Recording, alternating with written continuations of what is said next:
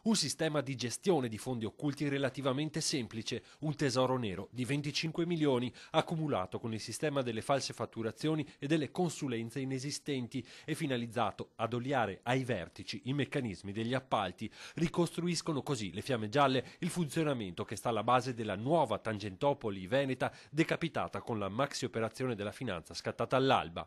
Sono fondi neri ricavati non da utili ma da sovrafatturazioni, cioè da aumento di costi a carico dello Stato, quindi in sostanza a carico della collettività. I soldi arrivavano ai cosiddetti piani alti della politica attraverso dei prestanome, a fornirli spesso in contanti ma anche sotto forma di quote societarie le aziende coinvolte nella realizzazione del Mose, soldi in cambio di lavoro. Questo è il patto alla base di quello che è considerato un vero e proprio sodalizio criminale.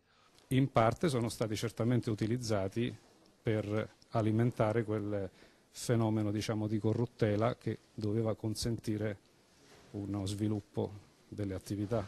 In parte, poi naturalmente le indagini sono tuttora in corso.